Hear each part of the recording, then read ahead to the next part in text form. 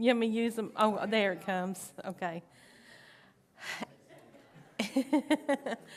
Anyway, I want to welcome all of you here tonight, and I appreciate you coming out.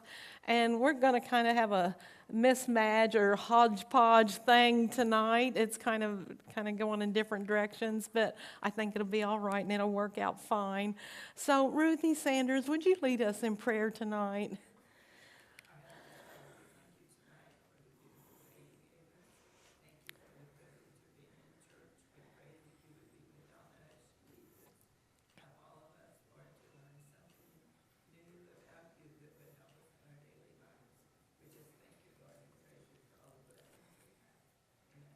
Amen.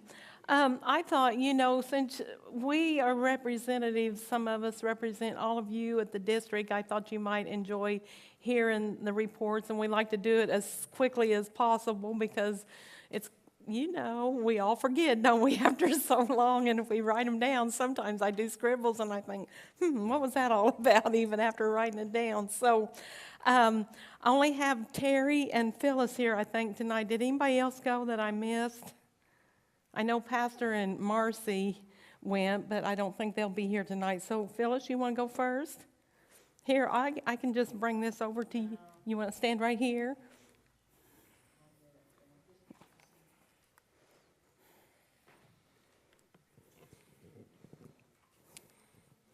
Do I need to turn mine off, Terry, while she's talking? Okay.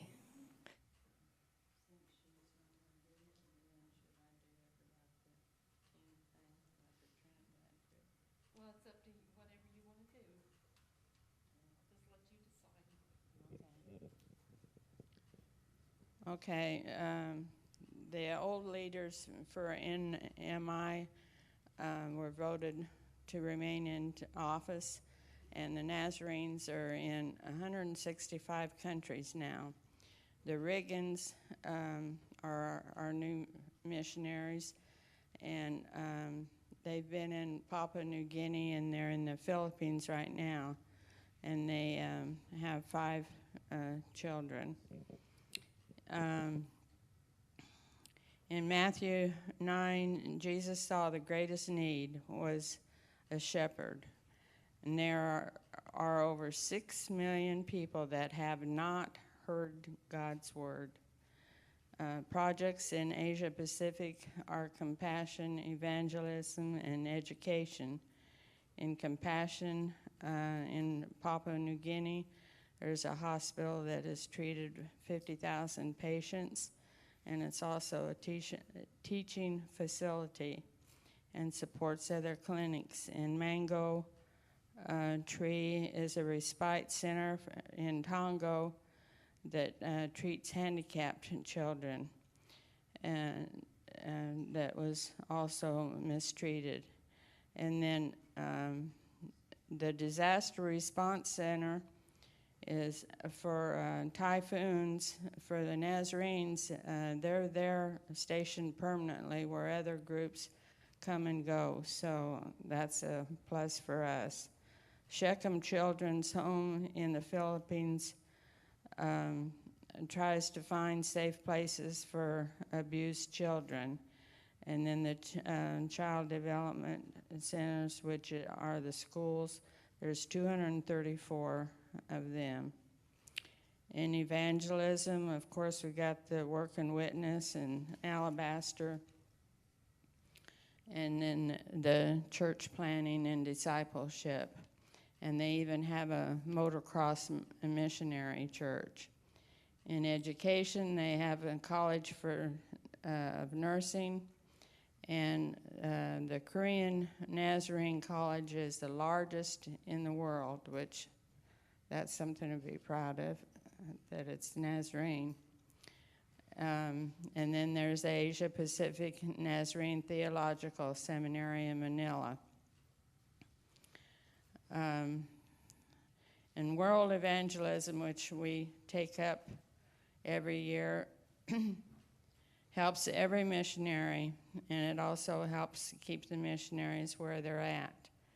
And Matthew 10 is a story of the Good Samaritan, and it asks, who is your neighbor? It's a person that God puts in your path to love. Also, we aren't here by chance, but we aren't here by chance. We are here to serve in God's kingdom. They took up an offering for the Riggins, which is our missionary families, of $1,900. And then they have the Hope House, which is for recovery addicts. And they found that if Christ is brought into the recovery, that it brings healing and there's fewer relapse into addiction. And then they have Share a Meal and God's News, and they've served 1,200 hot meals last year. And then they found that the recovering people have sought out Nazarene churches, so that helps with our attendance. Should I go ahead with the Trinidad thing? Okay. For the mission trip, the Trinidad trip, the teens went, and there's no air conditioning and poor water. And they found that the impact on the people was better than the work that they did. In the 2025 Honduras trip, there's only going to be 29 people go, but there's going to be 2 trips. One trip is March 18th through the 26th, and the other one is March 26th through April the 3rd. And they're going to build a trade school, and excuse me, they'll need construction, ministry, and evangelism. The crisis kits and school power packs. David Lyon made 33 trips to Pennsylvania with 441 banana boxes from 4 districts and 97 school power packs, and that makes up 4,100 crisis care kits delivered. The districts are Chicago, Northwest Chicago, Indy, and Swede. Whitewashing, and then they did Sunday school lessons and served meals in a jail. Michael Elliott, which is over it, went on his first missionary trip in 1976 with the Teen Corps and the Weinigers, and Mike wanted to go so bad that he sold his car to go. So he really wanted to go. And for the Teen Care Corps, there's 10 teens that went to Africa, came home, and then they turned around and went to Trinidad. So they were busy. Thank you.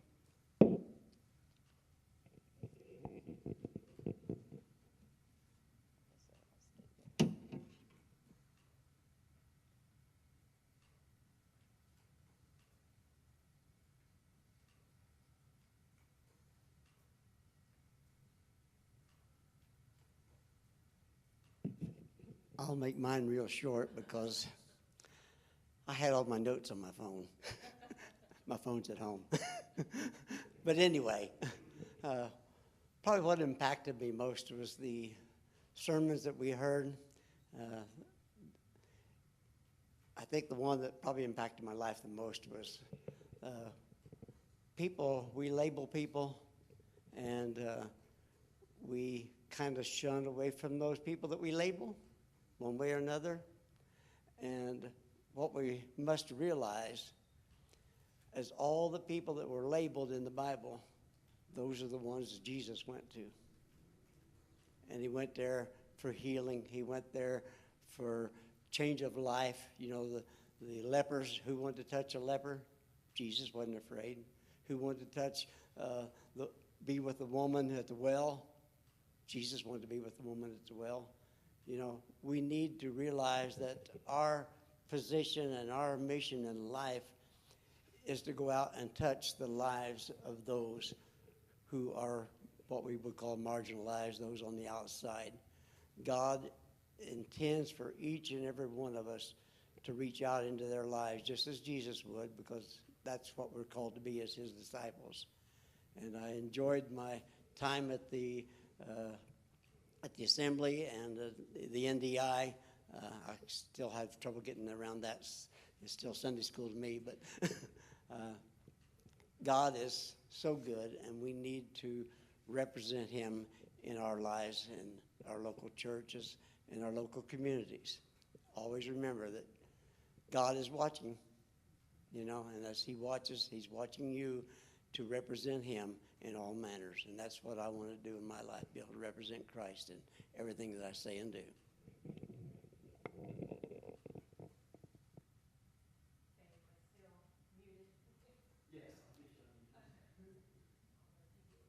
You did.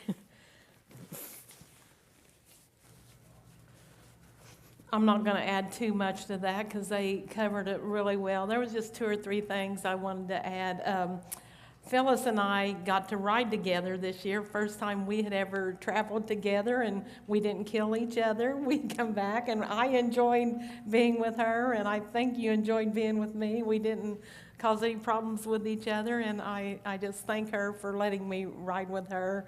And this year, of course, I hadn't went the last 2 years because last year, my mom had died, and the year before, I don't remember why I couldn't make it, but I hadn't been for 2 years, so this was kind of all new for me again. But I think the speakers there were the most phenomenal that I ever remembered, and I'm not a detailed person like Phyllis and even like Terry. I have to write things down, and then sometimes when I scribble on my notes, I go back and read, and I like, oh, what did that mean, But the one speaker I think that probably challenged me the most, and I can't even remember his name, but he was talking, and he was witnessing, but in a total different way.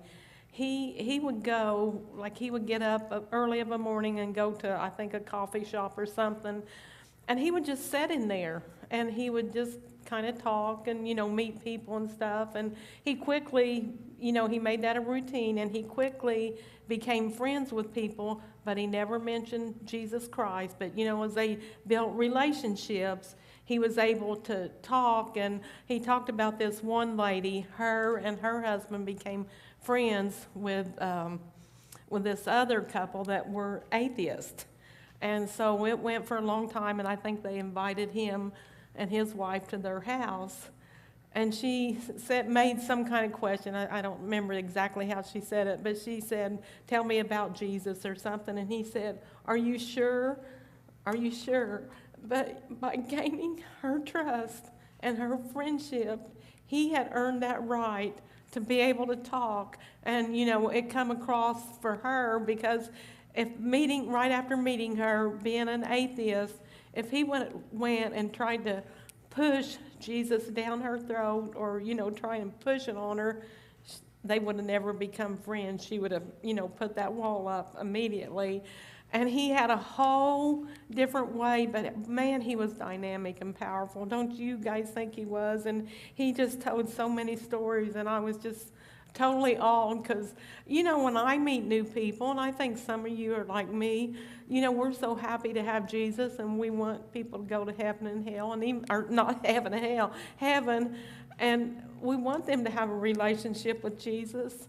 And especially sometimes our family, and I think sometimes our family is the worst ones we can witness to, especially if we bring words into it, because automatically those walls go up and stuff. So I've learned, especially with family, you love them and you let Christ do the talking to them and things. And but the other thing that was kind of tough for me, of course, this was the year my mom died, and she was on the memorial row. And,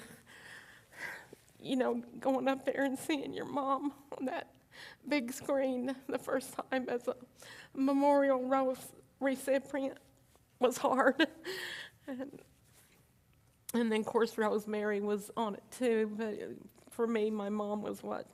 So that was kind of hard. But I have decided some of the stuff that they've talked about and everything, I'm going to try and incorporate throughout the year.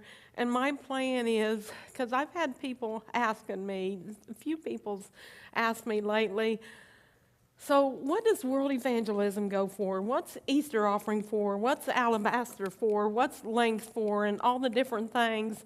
And my plan, my goal, and I don't know if I'll get it done by next month, is to try my best to get up written review of all the things that we support in the Church of the Nazarene and what they do and actually go for, and the ones that we mostly support, and even just give an overall view for new people that maybe come into the church and don't know. And I would dare say probably some of you don't know some of the things that we do and other, because we try and stick with the main basic ones, but there are other things that come up and we could promote. So just something to think about. And also that Honduras trip, I do have a form here. If anybody's interested, you do need to call and let them know as soon as possible, because, you know, it's been a while since they've had a working witness trip, and they're doing it in March, and it's back-to-back weeks. So, and I didn't hear them say there was 29, but you know there's only so many that can go on one of them. And it's $1,600 per person, and it includes your flight, housing, food, transportation, and more. Plus, if you want, you know, like extra spending money for little knickknacks or whatever when you get there, that would be up to you. But honestly, that doesn't seem like a bad thing if you like to do that kind of stuff. And there was a side note on here, and it said, the food down there is really, really good. So I don't know. Has anybody been to Honduras?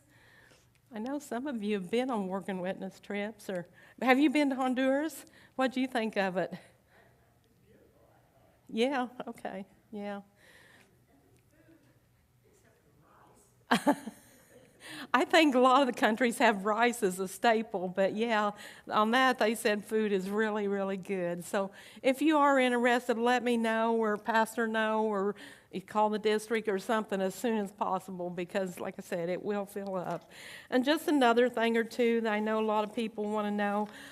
We were in the missions priority one group, and that means we paid 5.5 to World Evangelism Fund. That's the 5.5% of our total giving.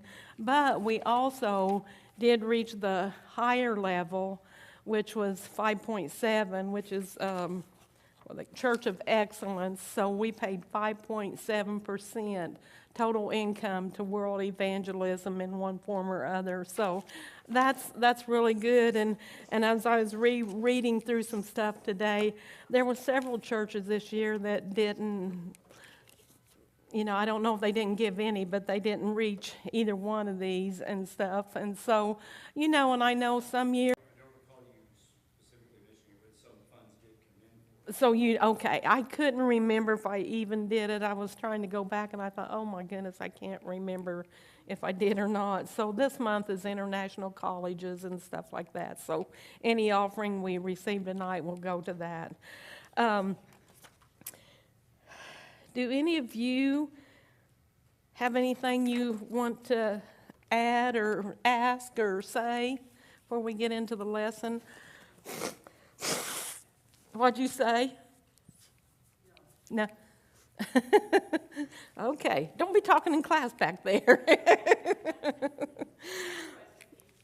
I do have a question. We haven't had our missionary meeting, council meeting yet this year, just because life's been busy for them and for us and everybody. So we have Alabaster coming up in September, and I would like you to pray about it and see if God would lead you into doing Alabaster presentation during the month of September. So if you feel God leading you in that direction, I would rather you let me know than us having to come and ask you. It just, you know, God can use anybody, And it's so unique the way God gives everybody different ideas because we don't all think alike and everything. So please pray about that. And if you would like to do that, let me, Shawnee, or Phyllis, or Ruthie know. We're the ones on the council this year. So please let us know. And we would be very grateful for that. If not, we'll have to start calling on somebody.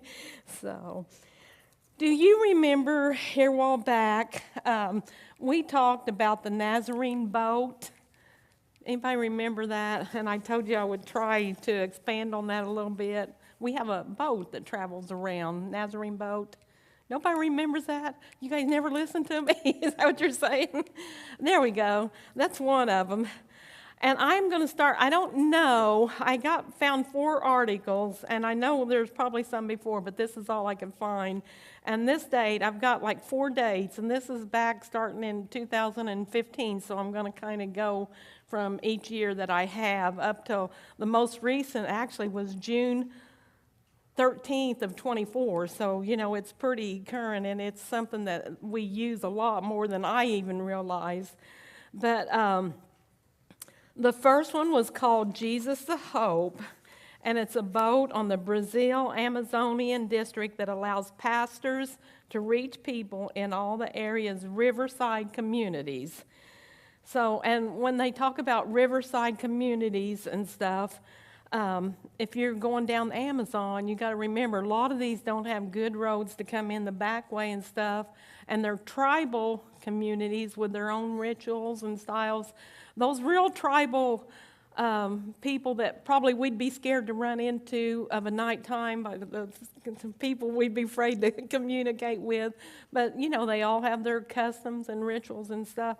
But these are the kind of people, and there's all kind of tribal communities on the Amazon River, up and down both sides and stuff, and their own little sect.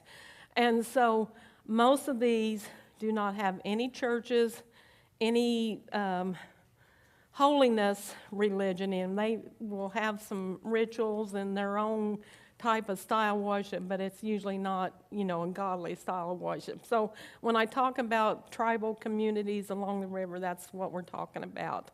And I did not get time to look into I wanted to look up some of the Amazon tribes, but I just ran out of time, so. But anyway, the Jesus the Hope boat, which was the very first one, it started under construction in 2012, so we know at least it was going then.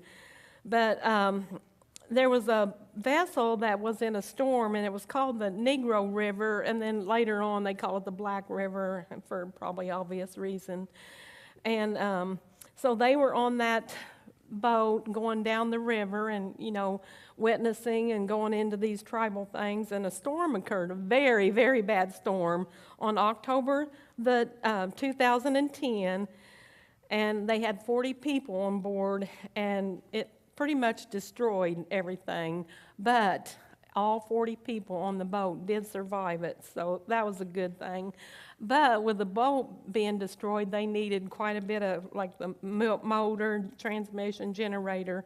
All these things together came to, where does that say, $46,000, so, that's quite a bit of money. But this guy that wrote this back in 2015 said he believes God will provide the necessary funds to finish this boat, which will be used for evangelism and social action in the coastal communities. So apparently they did, because we're still going with that boat. And then as they worked on them, we're jumping up to 2018. And this boat, all of them's kind of working on that. Some of the Amazon rivers got little outlet rivers that go along there too. I don't know much about that stuff, but maybe you guys do. But the second missionary boat in South America is called Jesus the Hope boat, number 2. And it completed 1 year of outreach in the Amazon forest of Brazil. Jesus the Hope boat, number 2, set sail on August 17 down the Black River.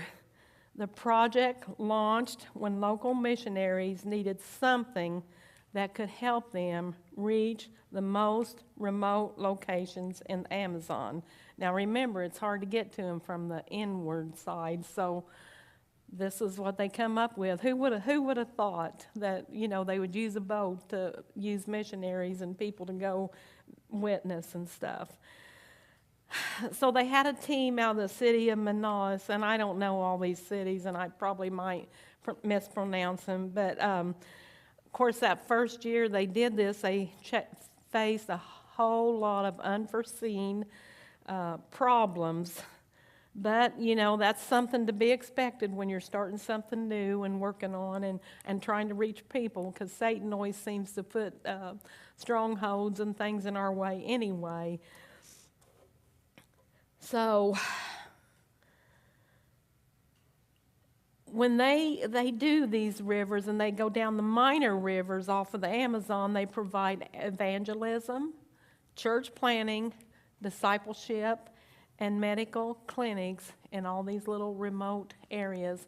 And I do not know for sure if they're all self-sustaining. I did not see anything that said they were, but I'm assuming if they have medical clinics, they probably, maybe establish some kind of thing there that would be a continual thing. Wouldn't you guys think if they build a clinic and stuff? That's my thinking on it, but I can't honestly say. But anyway, they worked off the river. They faced many challenges and quickly learned about the mechanics of a boat and how to optimize the financial cost of the project. This particular boat had space for up to 50 people, had 3 bathrooms, 1 kitchen, an industrial stove, 2 air conditioners, and a freezer.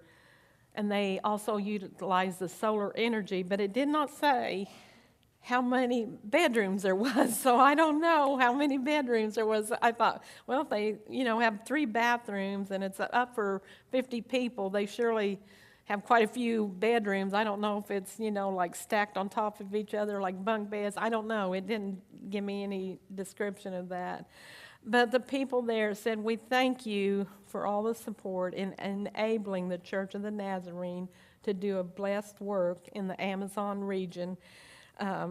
He was a pastor missionary that was leading this Hope Boat too. And I will say one thing that our missionary president did say down at the district assembly. When you hear the word World Evangelism Fund, whether it's through Easter offering or Thanksgiving offering, she said every single missionary benefits from the World Evangelism Fund. So if you give nothing more than the World Evangelism Fund, you are supporting missionaries and the work that they do wherever they go around the world. So, okay, now we're going to jump up to 2019. Are you guys okay if I just simplify the names? Because you're probably not going to remember them, are you? No more than I will. District Superintendent, the Amazon District Superintendent, Jean, I'm just going to say, led a boating evangelism team on the trip of the year down the Boxeo River in Brazil to reach distant and isolated indigenous communities, and that's those little tribal things. All the people were from that city, Manaus, and they are more than 200 communities along the river without a church and without access to the gospel, making Manaus a very effective evangelism area. Now, can you imagine that many little communities all there together, not knowing anything about Jesus, never hearing it, and many of them having their own tribal things, and usually those rituals and stuff are hard to break into and to, break that train of thought. If that's all you ever knew, if that's all we ever knew, it'd be hard to, come in and say, hey, you're serving the wrong God. I want you to serve Jesus. I'm glad God calls people that know what they're doing and how to do it, and, that He can use them, and they listen to Him to know what to say and do to do that, because I just can't I just don't see anything in me that would know how to do it. That's why I'm thankful I'm a missionary president. At least I can read about it and tell you guys about it, but I just can't imagine doing it like that. But that was the second time this boat, the Jesus of Hope boat number 2, was used for this particular remote evangelism. They left Manaus and sailed down Donna River, where they shared the gospel with several communities. And this took 17 hours to complete at one time. So then they set sail in another indigenous area of Andira. It's primarily populated by the Satar Manu people, which is a group native to the Amazon region.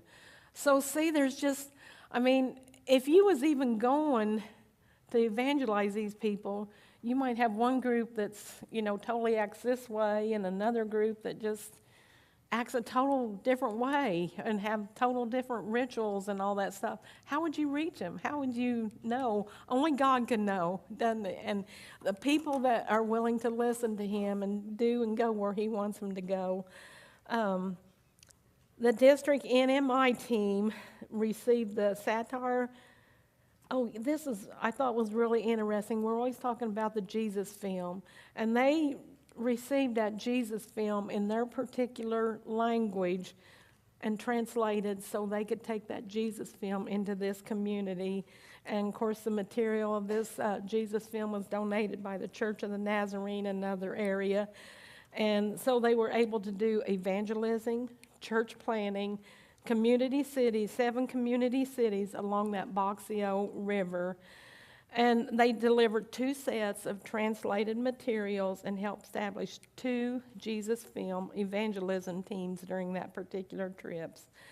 And most of these teams are by local church members who volunteered to evangelize their own people as they became evangelized. So, as we become Christians, our job is to reach out and to make disciples.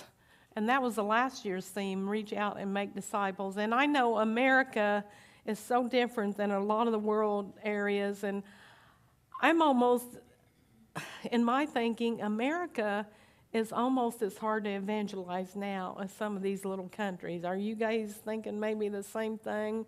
Because America thinks they know it all, and, we're so high above the world and everything that pride probably stands in the way more than some of the ritual stuff. And so, I don't know. And since we've become a country that has missionaries sent to our country, when I first heard that just kind of floored me. But it's the truth, and we need evangelism in our country as much as some of these other people.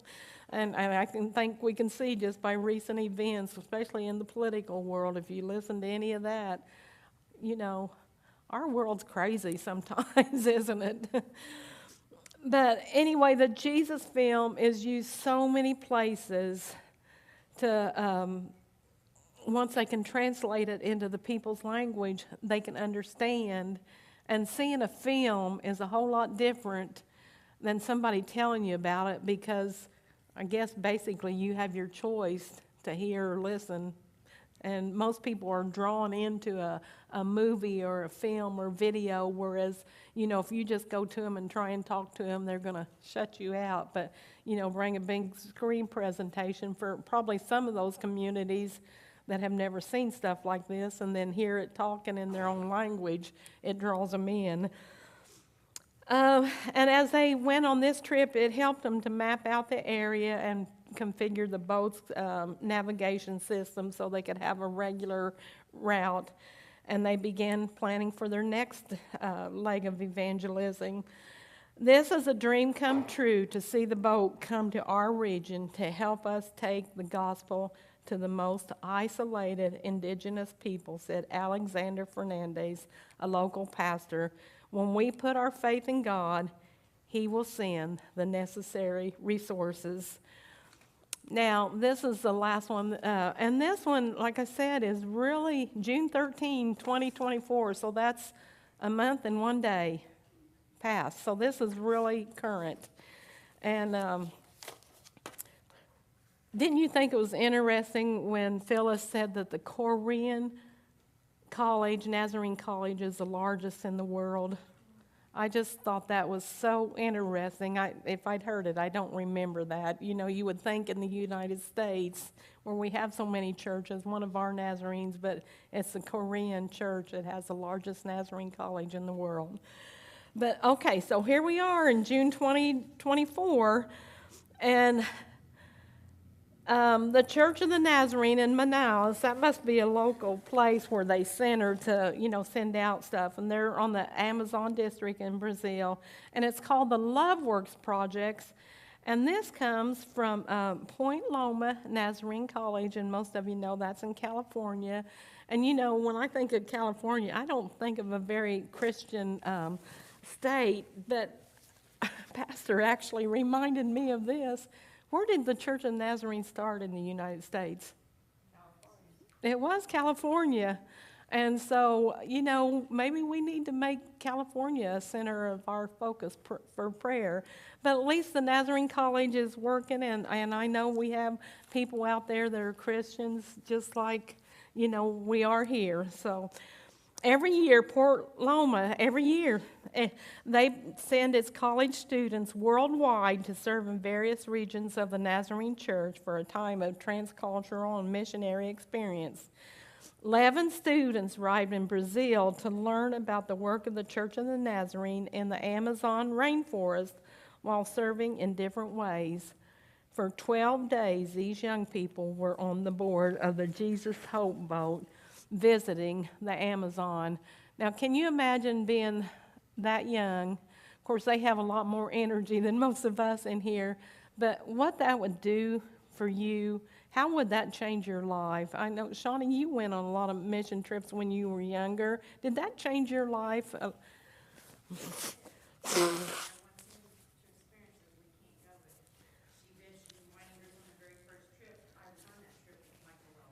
Oh, were you? Oh, wow. Okay. So, did it deepen your relationship? I know you were pretty well established before you went, but did it deepen your love of missions in general? Yes, that's right. Yeah.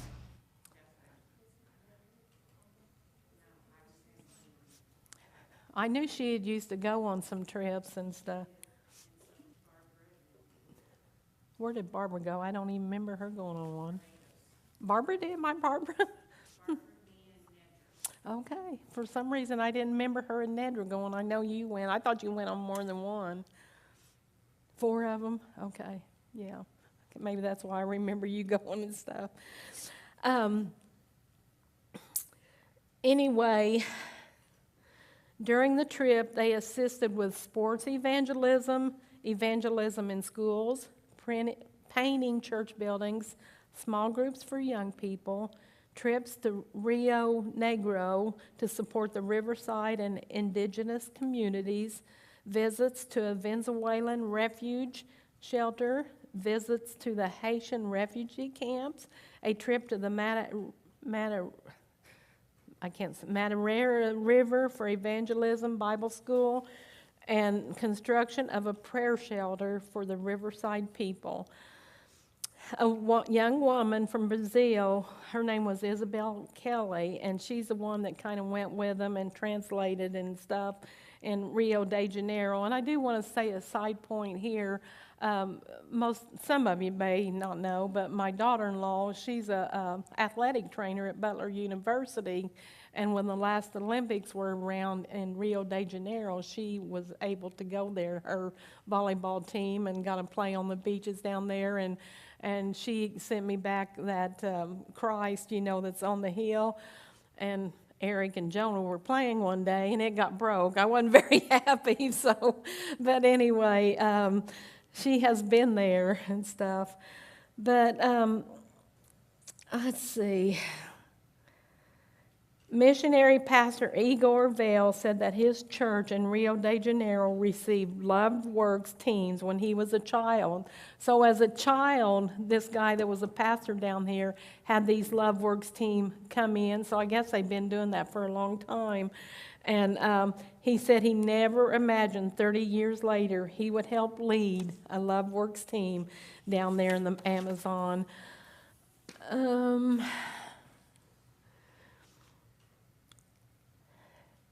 I'm just trying to, I don't want to bore you to death. We appreciate the invitation to join them in their mission to witness God's love in Manaus and beyond. It was beautiful to see God work in our time. A church, and I thought, oh my, a church should be a beacon of hope, no matter what church it is, shouldn't it? I just thought that was a really, really profound statement. We were welcomed into the schools to share the love of Christ and give hope. The ministry moves forward with Jesus, the Hope Boat, too. It allows us to travel to remote areas. When we read about the Lord of the harvest in Matthew 9, passing through all the towns and villages. And I thought about Jesus when I was reading this, because remember, he got out on a boat. I don't think it was to go to certain areas, but because there were so many people maybe. But he got out on a boat one time and preached, probably more than one time and stuff. But we get new views of what could have been necessary for Jesus to do that, don't we? Boating is a beautiful way to travel places where others may ignore the call to go, teach, preach for healing, and show compassion. The local volleyball court there has become a sacred space and sanctuary for faithful to share the community with transformation that can occur in a heart that is surrendered to God. A young man stepped forward to receive Christ. A young American woman's call to serve in medical missions was confirmed as a result of that mission trip. Lives are forever changed because of the obedience of God's servants who are called to share their faith. And you know, I'm not called to go and do that, but God has called me to do this, to share this stuff with you. And whatever calling God calls you into, that's what you need to do. That's what you need to obey. Only you can reach some people. I can't reach everybody you can. You can't reach everybody I can. We all live in a different community, in a different little part of our world. We come in contact with different people. And I hear Kathy in our Sunday school talk about so many times about the little kids that she works with and some of the sad situations and different things. But, you know, Kathy is such a loving person. She can probably do for them what nobody else can. And I'm not going to get into this tonight, but I did want to let you know the new theme for this year's missionary year is Love Our Neighbor. And I thought, you know, it's so simple. It sounds so simple. But I bet if I ask every one of us in here, we could think of somebody that lives close by us that we don't particularly care about.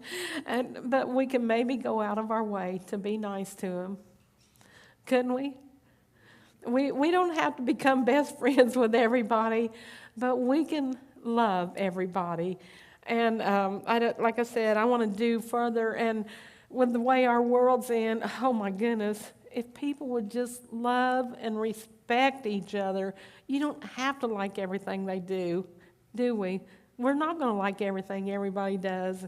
But boy, oh boy, if true, genuine love was shown and shared in our world, what a difference it would make. So, anybody have any comments or anything they want to add tonight? No? You guys just want to go home, don't you? Shawnee, since you've been on some of these trips, would you lead us in prayer and pray for the Honduras trip coming up in March?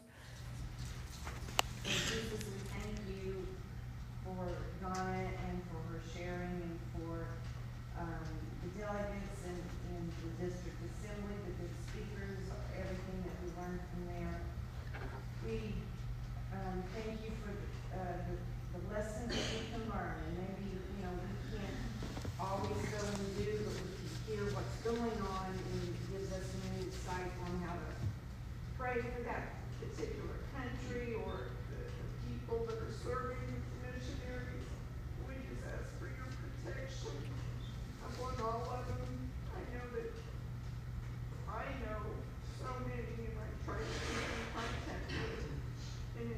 special when I know how to specifically pray.